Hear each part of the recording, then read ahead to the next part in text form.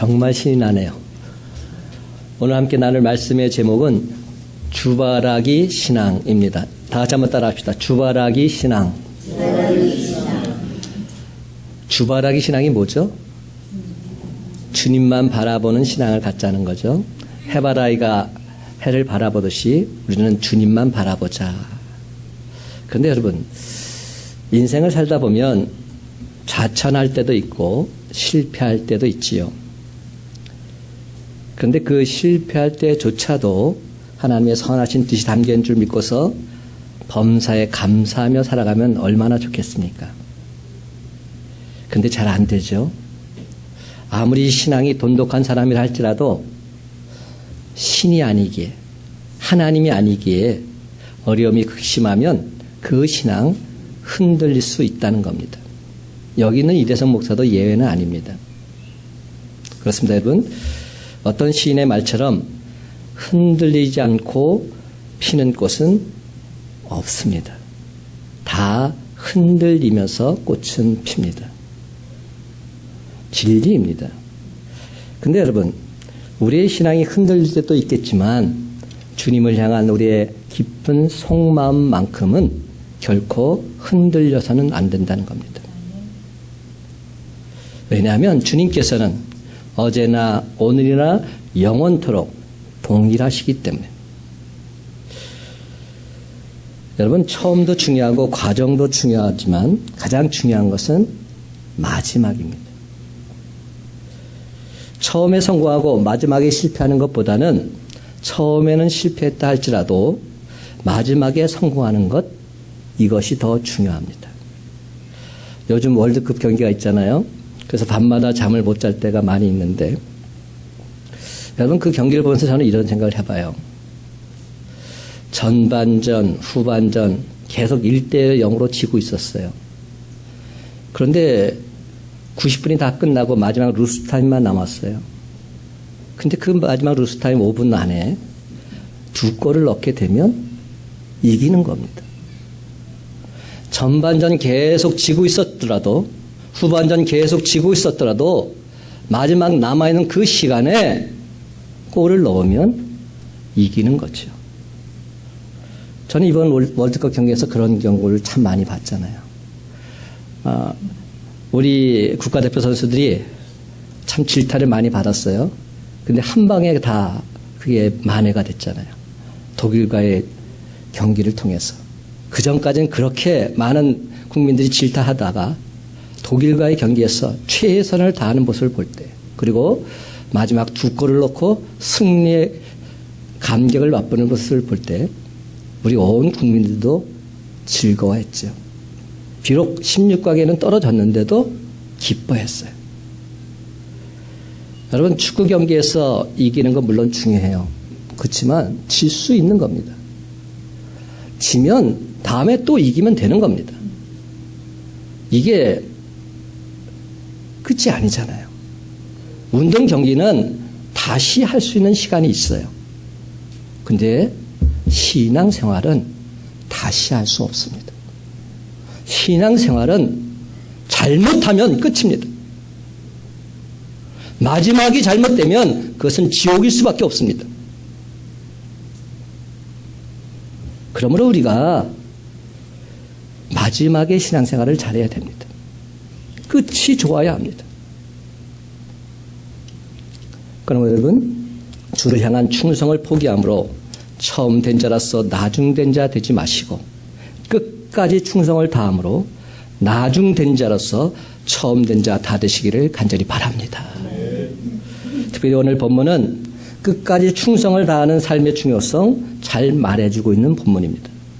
제가 한 주간 동안 생각하다가 어떤 말씀을 주시길 원하십니까? 기도하는데 이 아사왕을 기억나게 하셨어요. 아사왕은 종교개혁을 일으켰던 왕입니다. 여러분, 히스기야의 종교개혁도 유명하지만 아사왕의 종교개혁은 더 유명합니다. 아사왕은 1차 종교개혁 또 2차 종교개혁까지 했던 그러한 왕. 정말로 열심으로 신앙생활했던 왕입니다. 역대하 14장 15절 말씀을 보게 되면 아사왕은 총 41년 동안 왕으로 있었는데 초기 35년 동안은 너무나도 훌륭하게 통치를 잘했습니다. 전체 41년 중에서 35년 동안은 선왕의 역할을 감당했다는 것이죠. 제20년쯤 되었을 때 아사왕은 우상숭배의 단을 회파하는 1차 종교개혁을 단행합니다. 그러자 하나님께서 남유다에 몇 년 동안 평화를 주십니다. 그 후에 구수 세라 왕이 100만 대군과 병거 300승을 몰고 쳐들어옵니다. 구수 왕은 어딜 말하냐면 아프리카의 이디오피아를 말합니다. 이디오피아의 세라 왕이 100만 대군을 이끌고 왔습니다. 그리고 병거 300승을 몰고 왔습니다. 도무지 상대가 안 되는 게임입니다. 그때 아사 왕은 어떻게 했는지 아십니까? 기도했습니다. 하나님, 이 나라 이 민족을 긍휼히 여겨 달라고, 구원해 달라고 기도했습니다. 하나님의 전적인 은혜로 하나님께서 그 대군을 물리쳐 주심으로 하나님의 은혜를 온전히 체험하게 됩니다. 은혜가 아주 충만한 상태에 거하게 되는 것이죠. 그중 선지자 아사를 통해서 오직 하나님만 섬기라는 말씀을 듣고서 아사왕 15년에 2차 대규모 종교개혁을 단행합니다. 그래서 우상을 없애고 제단을 수리하고 우상 숭배하는 사람은 누구를 막느라고 죽이기로 언약을 갱신합니다. 심지어는 어떤 일까지 있었는지 아십니까? 자신의 어머니 마아가가 우상 숭배를 하자 어머니를 태우의 자리에서 폐위시켰습니다. 어머니도 안 된다는 겁니다. 어머니도 우상 숭배하면 있을 수 없다는 겁니다. 대단한 왕이었어요. 그래서 하나님께서는 아사왕 35년까지 20년 동안 태평성대를 누리게 해주셨습니다. 그런데 여러분, 바로 이때가 문제인 거예요. 20년간 태평성대를 누리는 이 순간이 문제인 겁니다. 점차 아사의 신앙은 약해져만 갔습니다. 여러분, 만사 형통할 때 더 기도하고 더 겸손하게 주님 앞에 무릎 꿇어야 되는데 그는 하나님을 점점 더 멀리하기 시작했습니다. 신앙을 멀리하자 그에게 곧 큰 환난과 기도 제목이 생겼습니다. 아사왕 36년에 북이스라엘 바사 왕이 침략해 온 겁니다. 북이스라엘 바사 왕이 침략해 와서 예루살렘 북쪽에 라마를 건축합니다. 그리고 나라의 중요한 길목을 딱 막고서 유다를 압박해 들어오고 있는 겁니다. 옛날에 이런 일이 벌어졌으면 아사왕은 즉시 하나님께 무릎 꿇었겠지요. 기도했겠지요. 근데 그의 믿음이 약해지니까 그는 이방 왕을 의지하는 인간적인 방법을 쓰고 있습니다. 성전 곡간과 왕궁 곡간의 은금을 취해서 아람 왕 베나닷에게 뇌물을 줍니다. 그리고 뒤에서 북이스라엘을 쳐달라, 이스라엘을 물리쳐달라 부탁을 합니다. 그래서 아람 왕 베나닷은 이스라엘 후미에서 몇 개의 성을 치지요. 그 소식을 듣고 바하사 왕은 라마 건축을 그만두고 후퇴하게 됩니다. 아사 왕은 바하사 왕이 후퇴하면서 남긴 건축재를 가지고서 게바와 미스바를 건축하고 있지요. 여러분, 이런 내용들이 역대하 16장에 계속 이어지고 있는데 이 내용들을 보면서 어떤 생각이 듭니까? 이야, 계획대로 잘 되는구나. 계획대로 모든 게 탁탁 잘 맞아 떨어지는구나. 이런 생각을 할 수 있습니다. 겉으로 보면 아사 왕의 치밀한 전략으로 인해서 승리한 것처럼 보여집니다. 그러나 하나님께서는 이런 인간적인 방법 결코 기뻐하지 않으십니다. 특별히 아람 왕 베나닷의 원조를 받으려고 성전과 왕궁 곳곳에 있는 음과 금을 조공으로 바친 행위 절대로 하나님께서 용납하지 않으십니다. 있을 수 없는 일입니다.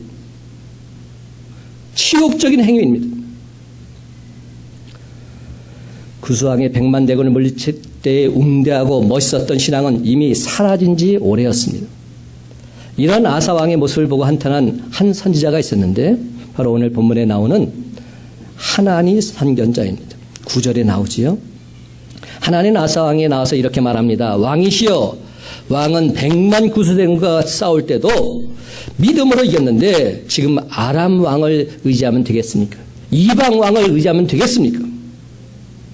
하나님께서는 진심으로 전심으로 하나님을 찾는 자에게 은혜를 주십니다. 이제 왕의 망령된 행동으로 인해서 앞으로 이 땅에는 전쟁이 있게 될 것입니다. 그런데 그 얘기를 듣고서 아사 왕은 진노합니다. 진노한 나머지 한 아내를 비롯한 그의 동조자 몇 사람을 옥에 가두고 있습니다. 믿음을 잃어버리자 아예 귀까지 막히게 된 겁니다. 또한 제39년에는 심한 중병에 들게 됩니다. 그런데도 그는 하나님께 구하지 않습니다. 의사만 찾다가 그만 2년 만에 죽고 맙니다. 이게 아사왕의 결말입니다. 한번 생각해 보십시다. 아사왕은 종교개혁을 2번씩이나 일으켰던 왕입니다. 정말로 열심히 믿었던 왕입니다. 그런데 마지막은 이렇게 끝납니다.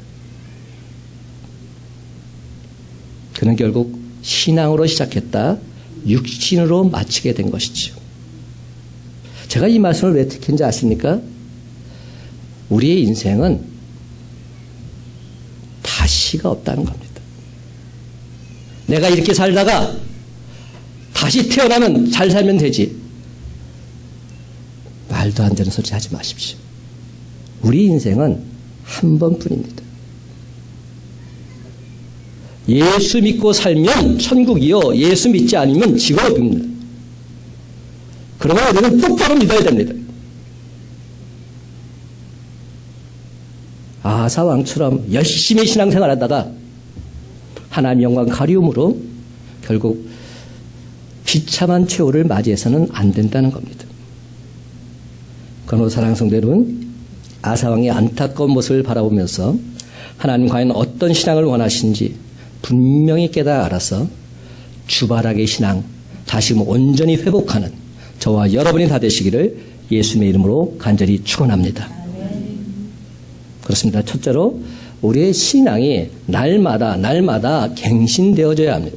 날마다 개혁되어져야 한다는 겁니다. 여러분, 이를 다른 말로 하면 우리의 신앙이 정체되어서는 안 된다는 겁니다. 더 한층 성숙한 신앙으로 나아가야 한다는 겁니다. 아사왕이 제1차 신앙 갱신에 나서자 하나님 유다에 몇 년간 평화를 주셨지요.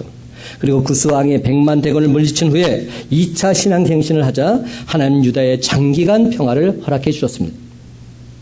그렇습니다. 하나님은 우리가 신앙을 갱신해 나갈 때마다, 개혁해 나갈 때마다 그 환경을 이길 수 있는 힘과 능력과 지혜 또한 허락해 주신 줄 믿으시기 바랍니다.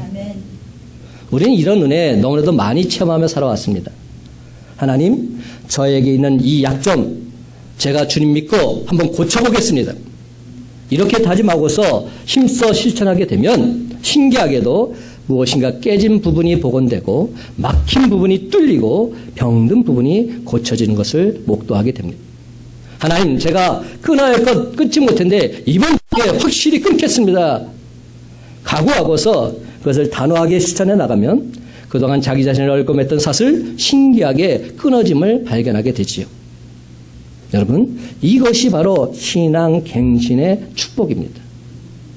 그러므로 하나님께서 복을 주시면 나태하지 마시고 그러한 때에도 끊임없이 저와 여러분의 신앙을 개혁해 나가는 저와 여러분 되시길 간절히 바랍니다.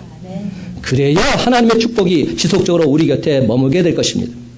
우리의 신앙만 하나님께서 인정해 주시면 하나님의 역사는 반드시 일어나게 되어 있습니다. 구스의 100만 대군을 물리치듯이 우리도 각종 문제 넉넉히 물리치고 하나님의 가장 복된 존재가 될 수 있는 줄 믿으시기 바랍니다. 중요한 것은 하나님만을 의지하고 온갖 우상을 철폐해서 우리의 신앙을 날마다 새롭게 갱신해 나가는 겁니다. 우리의 신앙이 날마다 개혁되어지는 겁니다. 그렇습니다, 여러분. 요즘 시대에 가장 중요한 것이 무엇일까요? 긍정적인 변화입니다. 변화되지 말아야 할 것은 변화되지 말아야 하지만 변화되어야 할 것은 반드시 변화되어야 한다는 겁니다. 끊임없는 배움을 통해서 자기 자신을 갱신시켜 나가야 한다는 겁니다. 지금은 학력사회가 아니고 실력사회입니다. 옛날엔 좋은 대학을 나왔다는 기록만으로, 고시에 합격했다는 것 사실만으로, 취득한 자격증만으로 평생 동안 먹고 살 수 있었습니다. 그러나 지금은 무한 경쟁 시대가 되었기에 끊임없이 배우지 않으면 안 됩니다. 그런데 여러분, 이는 우리의 신앙도 마찬가지 아닐까요? 요새 왜 부흥회와 간증집회 열기가 식었을까요? 여러분 한번 돌이켜보세요. 옛날에는 부흥성에 엄청 많이 열렸어요. 그리고 여의도에서 또 월드컵 경기장에서 얼마나 대단히 뜨겁게 집회가 열렸는지 모릅니다. 그리고 많은 사람들이 가서 참여했고 은혜도 받았지요. 근데 여러분, 요즘은 그런 거 다 사라졌어요. 왜 그럴까? 한번 생각해 보셨어요? 요새는 인터넷만 딱 치면 그분이 했던 집회, 그 말씀 다 들을 수 있어요. 기록만 돼 있다면 다 들을 수 있어요.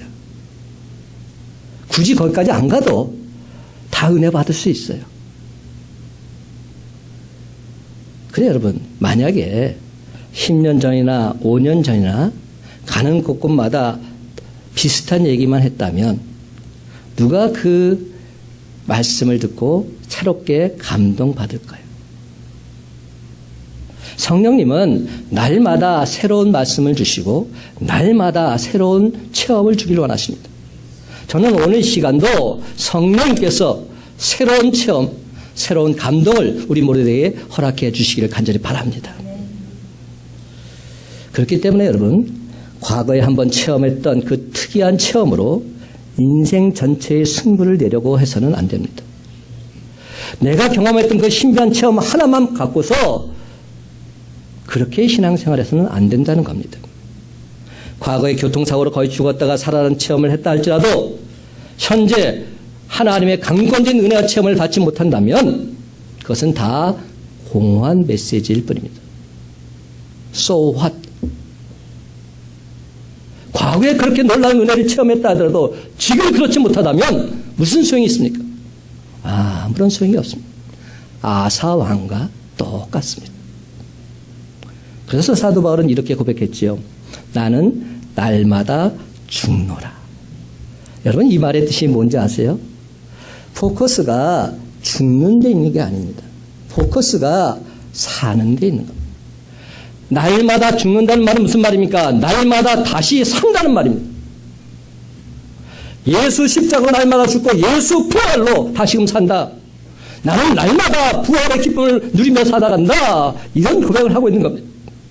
그게 진짜 신앙이죠.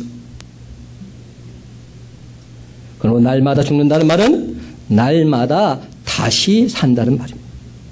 사랑하는 성도 여러분, 현재의 나에게는 현재의 새로운 은혜 체험이 필요합니다. 고인물 씻기 썩기 쉽습니다. 그래서 날마다 하나님 말씀을 묵상해야 될 이유가 여기에 있는 겁니다.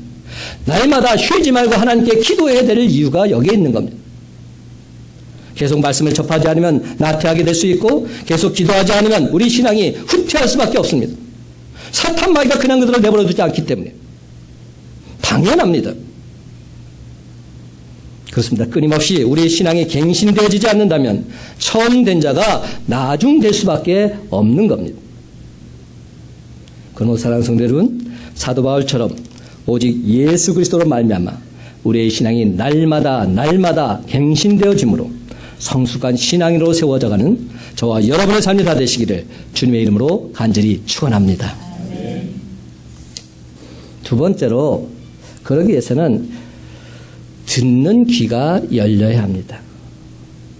듣는 귀가 열려야 한다는 말이 뭡니까? 영음의 소리를 들을 수 있어야 한다는 겁니다. 하나님의 음성을 들을 수 있어야 한다는 겁니다. 선지자 하나니가 책망의 말을 하자 아사왕은 크게 노합니다. 하나를 옥에 가둡니다. 여러분, 왕이 그 말을 듣고 기분 나쁜 것 충분히 이해됩니다. 여기는 이래서 목사한테도 여러분이 목사님 설교를 그따위로 합니까? 이러면 제가 기분 나쁘지요. 아유, 사람인데 기분 안 나쁠 일 있습니까? 겉으로는 표시를 안 해도 속으로 기분 엄청 나쁜 건 당연한 겁니다. 지금 왕인데 왕한테 이렇게 대놓고 얘기를 하면 얼마나 기분 나쁘겠어요. 충분히 이해가 됩니다. 그래도 충성스러운 선지자가 전하는 바른 말이라면 아사왕은 그 말을 듣고 회개했어야만 했습니다. 그러나 아사왕은 신앙을 잃어버리게 되니까 귀까지 닫혀버리게 된 겁니다. 이처럼 하나님 말씀에 귀가 막히게 되면 사람 말에도 귀가 막히게 되는 법입니다.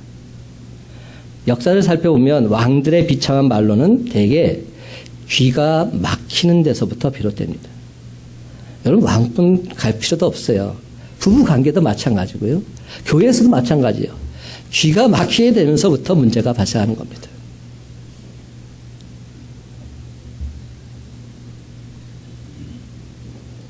바로 그때 하나님께서 타락한 왕들에게 마지막으로 회개를 촉구하는 최후의 사자를 보내시지요.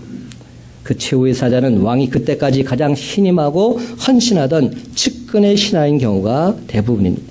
바로 그 순간에 왕은 다른 사람 말은 듣지 않아도 그 사람 말만큼은 들어야 합니다. 그 순간 회개하면 그 왕은 다시금 선왕이 될 자격이 있는 겁니다. 여러분, 하나님 마음에 합한 자 다윗 왜 성군이 되었습니까? 왜 성군으로 인정받습니까? 밧세바 사건으로 인한 간음과 살인죄에 대해서 나단 선지자가 책망했을 때 그는 어떻게 반응했습니까? 아니, 왕을 이렇게 모욕해? 도대체 왕을 너무하라! 분노하면서 나단 선지자를 옥에 가두었습니까? 아니지요. 침상을 적시면서 눈물로 통에 자복했습니다. 내 탓입니다. 주님, 나를 용서해 주세요. 그러므로 그는 선왕이 될 수 있었던 겁니다.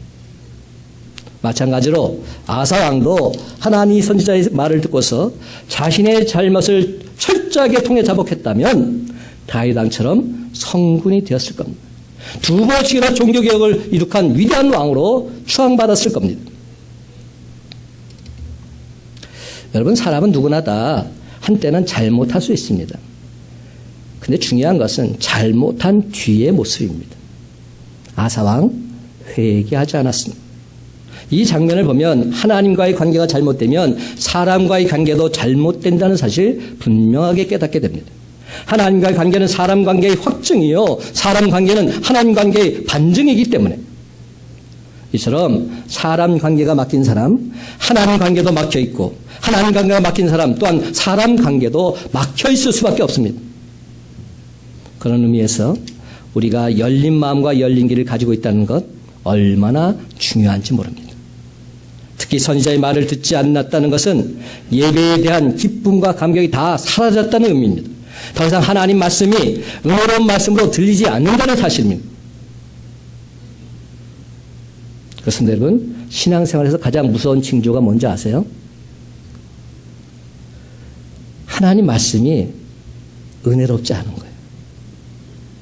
하나님 말씀을 들어도 무감각한 겁니다. 하나님 말씀이 선포돼도 전혀 내 마음에는 요동치지 않습니다. 그게 문제입니다. 말씀이 단맛이 사라지는 순간 그때부터 사탄 마귀는 틈타게 되어 있습니다. 여러분, 잘못된 마음을 가지면 말씀을 많이 아는 것이 오히려 문제가 될 수도 있어요. 가끔 자신이 아는 예화를 목사님이 또 해요. 그러면 이거 듣는 얘기야. 그걸 딱 귀를 닫아버려요. 그리고 자신의 익숙한 성경 말씀 목사님이 또 말씀을 전해요. 야, 이거 보나마나 똑같아. 들을 거 없어. 딱 닫아버려요. 그러면 하나님의 놀라운 은혜와 축복은 체험할 수 없는 겁니다.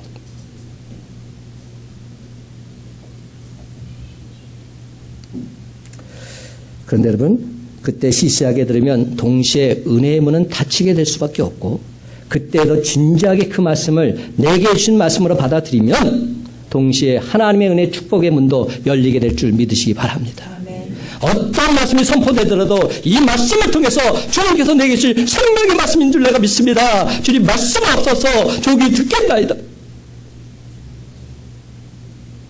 이러한 마음 자세로 말씀을 받아들이게 되면 왜 주님께서 놀라운 은혜와 축복을 베풀어 주지 않으시겠습니까? 반드시 베풀어 주시죠. 그냥 왔다 그냥 돌아가지 않게 하시죠. 성전만 물만 밟는 어리석은 자로 그렇게 세우지 않으시죠. 그렇습니다, 여러분. 신앙생활에서 가장 중요한 은혜의 첫걸음은 하나님 말씀에 귀가 열리는 겁니다. 하나님 말씀이 선포될 때 귀가 번쩍 뜨이는 겁니다. 눈이 번쩍 뜨이는 겁니다.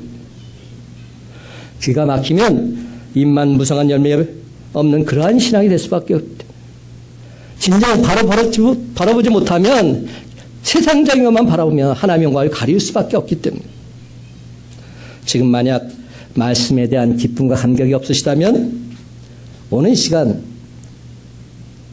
기도하십시다. 다윗처럼 기도하십시다. 주님을 만날 때의 첫사랑의 기쁨과 감격을 나에게 다시금 회복시켜 주옵소서. 내게 진정 하나님만 말씀을 들을 수 있는 뻥 뚫린 영적 귀를 허락해 주옵소서. 내가 진정 주님 말씀대로 순종하며 살기를 원합니다. 주여 나를 다시금 사용해 주시옵소서. 그렇습니다. 요즘 가장 큰 문제는 주시는 말씀을 하나님 말씀으로 받지 못하는 데 있습니다. 그렇다고 해서 제가 지금 덮어놓고 하나님 말씀을 받아들이라 강권하고 있는 것 아닙니다. 베레아 교인들처럼 정말 그런가 성경 말씀을 펴놓고 말씀을 가려 듣는 진지한 구도자의 자세가 필요하다는 겁니다. 무조건 아멘 하는 것이 아니라 이 말씀이 과연 나에게 어떤 생명력을 주는지 발견하면서 그 말씀을 통해 은혜 받으며 살아가라는 겁니다. 지금 허수아비가 되라는 얘기 아닙니다. 생명력 있는 주의 자녀가 되라는 말씀입니다. 근데 정작 문제는 말씀을 자기 생각으로 판단하고서 아예 듣지 아니려는 태도가 있기 때문에 이게 문제입니다. 근데 여러분 자세히 보세요. 남의 말을 잘 듣지 않는 사람 어떻게 주로 반응하는지 아십니까? 남들이 자기 말 안 들어준다고 이렇게 반응합니다. 자기가 남의 말을 안 들으면서 남들이 내 말 안 들어준다고 오히려 호소합니다. 자녀들을 키울 때나 우리 아이들을 관찰해 보면 이는 영락 없습니다. 친구나 선생님 말을 잘 듣지 않는 아이가 오히려 남이 자기 말을 들어주지 않는다 오해도 잘하고 상처도 잘 받죠. 결국 어떤 사람이 축복받느냐 어떤 사람이 버림받느냐 이 차이는 귀가 열려 있느냐 귀가 닫혀 있느냐 이 차이로 귀결된다 할 수 있습니다. 성공한 사람은 내가 이렇게 성공했다는 거드름으로 귀가 닫힐 수도 있고 실패한 사람은 내가 이렇게 실패했다고 날 우습게 보나 이런 자존심으로 귀가 닫힐 수도 있습니다. 세상 사람들 흔히 성공한 사람은 교만한 사람이고 실패한 사람은 겸손한 사람들로 착각합니다. 여러분 이게 정말 사실이라면 우리는 사랑하는 사람이 실패하게 해달라 이렇게 기도해야 맞지요.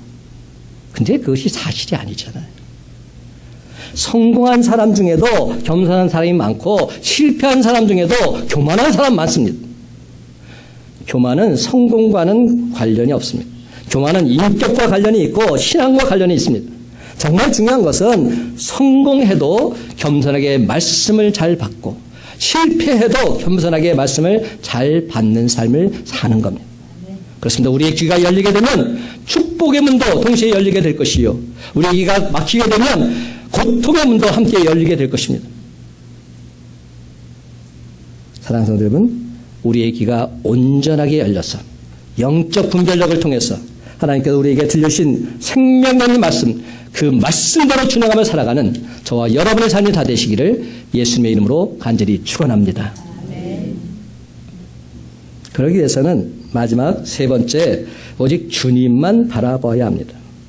이 말은 여러 번 해도 지나치지 않습니다. 주만 바라보는 삶, 주바라기 신앙. 오늘날 많은 사람들이 아사왕처럼 은혜를 받고 시작했다가 참으로 안타깝게 인생을 마감하는 경우를 많이 봅니다. 여러분의 주변에서도 많이 보이잖아요.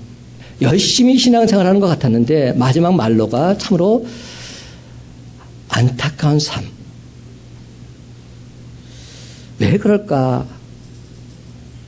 여러분, 중요한 것은 주님을 바라보지 않았기 때문에. 사랑하는 성도 여러분, 은혜로 시작했다면 끝까지 은혜로 마치는 저와 여러분 되시길 간절히 바랍니다. 선지자 하나니는 은혜로 시작했다가 육신으로 마쳐가는 아사왕을 책망하면서 이렇게 말했습니다.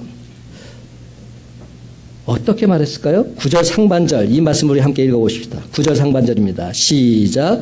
여호와의 눈은 온 땅을 두루 감찰하사 전심으로 자기에게 향하는 자들을 위하여 능력을 베푸시나니. 아멘. 여호와의 눈은 온 땅을 두루 감찰하사 전심으로 자기에게 향하는 자들을 위해서 능력을 베풀어 주신다. 전심으로 자기에게 향하는 자들을 위해서. 여러분 이 구절에서 전심으로란 말 세 가지 뜻을 우리가 확인해 볼 수 있습니다. 첫 번째 전심으로는 최선을 다해서 이런 뜻이 담겨 있습니다. 물론 많은 사람들이 처음에는 최선을 다하지요. 그런데 중요한 것은 끝까지 최선을 다하는 겁니다. 끝까지 최선을 다하는 삶. 성공도 중요하지만 그 성공을 끝까지 지켜내는 것, 이것이 더 중요합니다. 축구 경기 마찬가지잖아요. 한 골 넣었더라도 그것을 지켜내지 못하면 무승부되거나 질 수밖에 없는 겁니다. 이만하면 됐다 이렇게 말하지 마시고 선제의 그 상황에서 최선을 다해야 합니다. 특별히 자기가 맡은 일에 최선을 다해야 합니다. 그러므로 진정 성도라면 교회 일에도 충성을 다해야 하지만 교회 밖의 일에도 충성을 다해야 합니다. 그렇습니다. 성도는 가정, 교회, 일터라는 삼위일체, 삶의 삼위일체가 다 좋아야 할 줄로 믿습니다. 하나도 어긋나면 안 됩니다. 많은 사람들이 뭐가 문제인지 아세요? 교회에서는 신실한 그리스도인이에요. 근데 가정에서도 과연 그럴까? 삶의 현장에서도 과연 그럴까? 그렇지 못하다면 이거는 엉터리죠. 잘못된 신앙이죠. 그러면 하나님 영광 가릴 수밖에 없는 겁니다. 모든 분야에서 최선을 다하는 삶을 살아야 합니다. 그래서 여러분의 모습을 통해서 예수 그리스도 그분이 드러나야 합니다. 이게 전심으로의 첫 번째 모습입니다. 두 번째 전심으로는 집중해서 이런 뜻이 담겨 있어요. 집중해야 한다는 거예요. 옛날에 그 대우의 김무중 회장이 이런 말 했죠. 세상 넓고 할 일은 많다. 그 얼마나 멋진 캐치프레이즈입니까? 사람이 살다 보면 정말 할 일도 많고 하고 싶은 일도 많습니다. 문제는 그것을 다 하려고 하는 것, 이것이 문제입니다. 지금은 전문가를 요구하는 시대입니다. 그러므로 무엇인지 자기가 남보다 잘할 수 있는 일과 중요하고 가치 있는 일, 거기에 집중할 줄 알아야 합니다. 지금 우리에게 더욱 필요한 표현은 세상은 넓고 할 일은 많다. 이 표보다는 중요한 일에 집중하자. 이런 표가 더 적당하다 생각합니다. 중요한 일에 집중하자. 그렇다면 중요한 일이 무엇입니까? 먼저 주님께로 향하는 삶입니다. 주님만 바라보는 삶입니다. 여기에 집중해야 한다는 겁니다. 주님께 포커스를 맞추고 주님과 함께 동행하는 삶, 이것이 우선되어야 합니다. 그럼 모든 것을 하시는 주님께서 다 해결해 주실 줄 믿으시기 바랍니다. 내가 주님을 기쁘시게 하면 주님께서 내 삶을 온전히 책임져 주십니다. 전심으로의 세 번째 의미는 일편단심으로의 뜻이 담겨 있습니다. 공동번역에서는 이 구절을 이렇게 표현했어요. 야훼께서는 당신께 일편단심인 사람에게 용기를 주시려고 온 나라를 두루 살피고 계십니다. 일편단심 민들레 이런 표현이 있죠. 노래도 있어요. 근데 인편단심 민들레가 이 노래가 어떻게 나왔나 봤더니 민들레 꽃이 이제 붉은 꽃인데 한 조각 붉은 마음을 지니고서 오직 한쪽만 바라보고 있기 때문에 그래서 일편단심 민들레다 이렇게 표현한다고 합니다. 결코 변하지 않을 충성되고 참된 마음을 가진 사람을 일편단심 민들레 같은 사람이다 이렇게 말하지요. 하나님께서는 일편단심으로 하나님만을 섬기는 사람 기뻐 받아주십니다. 그렇습니다. 일편단심으로 하나님만을 섬긴 사람들이 결국 최후의 축복받는 사람이 되고 최후의 승자가 되는 줄 믿으시기 바랍니다. 근데 여러분 일편단심 민들레처럼 초지일간 충성을 다하는 사람이 되려면 무엇보다도 긍정적인 시야를 가져야 합니다. 요즘은 갖가지 우상 숭배와 기복주의의 반찬들이 널려 있습니다. 그러나 신앙 문제에 있어서만큼은 오직 예수 그리스도, 오직 주님, 오직 하나님만을 외치며 절대 편식을 해야 합니다. 신앙 문제에 있어서만큼은 편식을 해야 됩니다. 그렇습니다. 하나님은 그 어떤 사람보다 오직 주만 바라보는 사람 가장 좋아하십니다. 그렇다면 여러분, 우리는 어떻게 해야 일편단심을 가질 수 있을까요? 여러분이 살다 보면 어떤 생각이 드세요? 어느 곳에 있든지 간에 한 곳에 오래 있다 보면 상대방의 약점이 보이지 않아요? 안 보이나 보죠? 여러분도 이미 제 약점 다 알고 계실 거예요. 10년 이상 같이 있다 보니까 우리 목사님 이런 게 문제야 항상 갖고 계실 거예요. 안 볼 수가 없죠.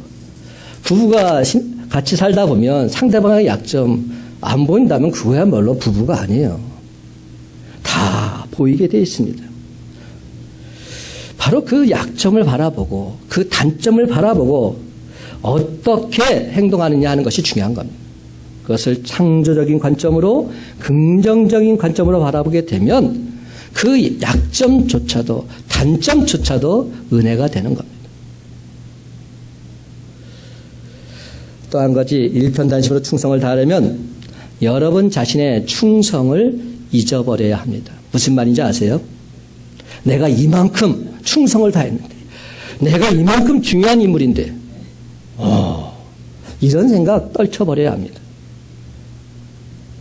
어디 가든지 최대한으로 기여하고 최소한으로 기대해야 합니다.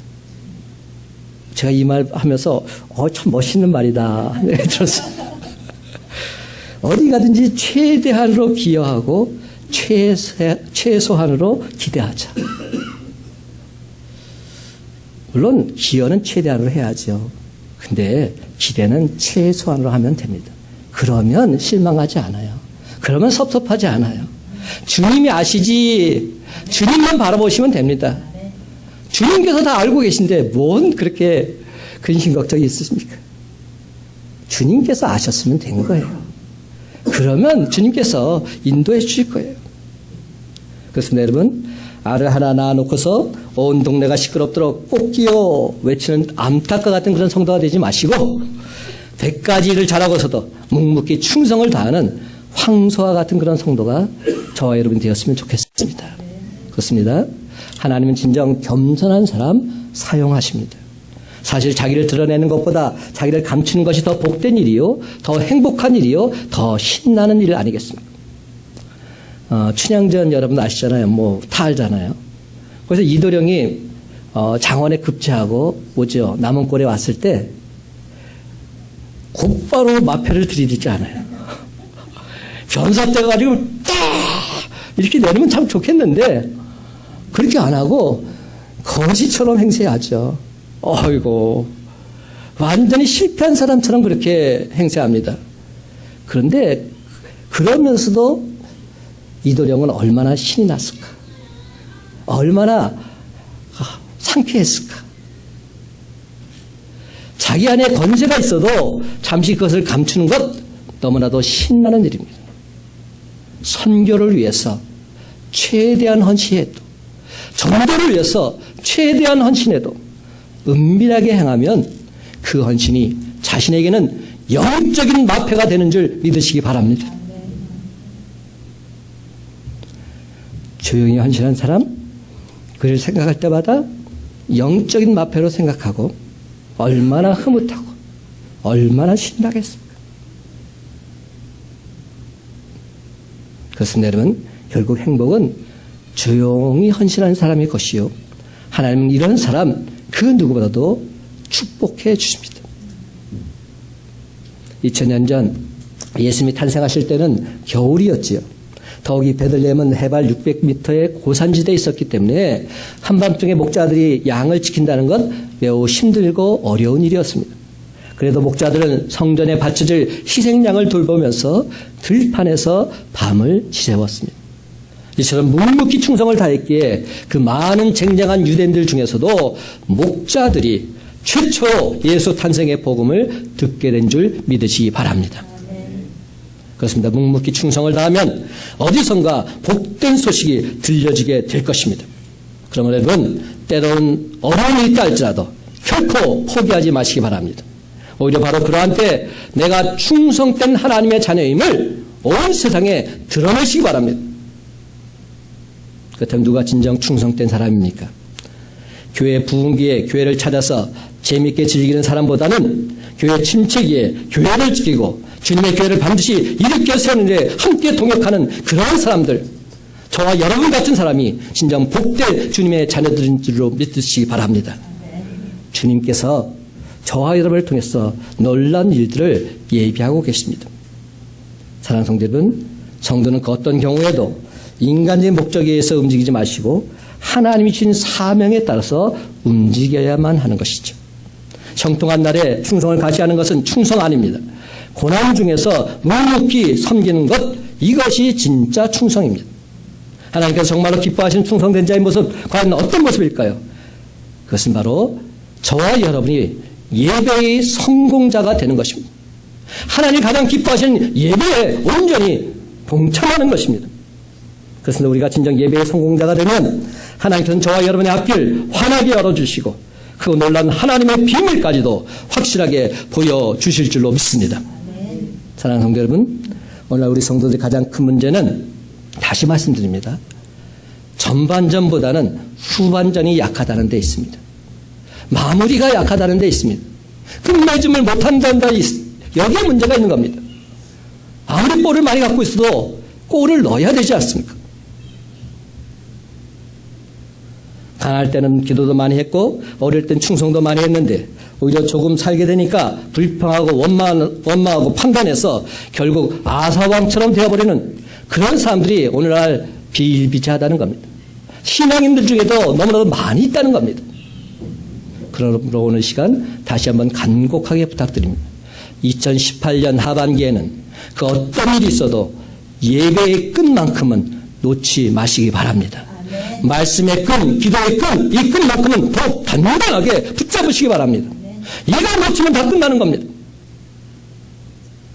그렇습니다. 제발 이 자리에 나온 여러분만큼은 하나님을 진정 기쁘시게 해드리는 주바라기 신앙의 회복자들이 되시기를 간절히 바랍니다. 이제 말씀을 맺습니다. 사랑하는 성도 여러분, 언제 어디서 어떠한 상황에 처했다 할지라도 오직 주님만 바라보면서 주님의 부르시면 제일 먼저 주님, 내가 여기 있습니다. 격하게 반응하면서 주님의 한없는 은혜와 축복을 누리며 살아가는 저와 여러분의 삶이 다 되시기를 예수님의 이름으로 간절히 축원합니다.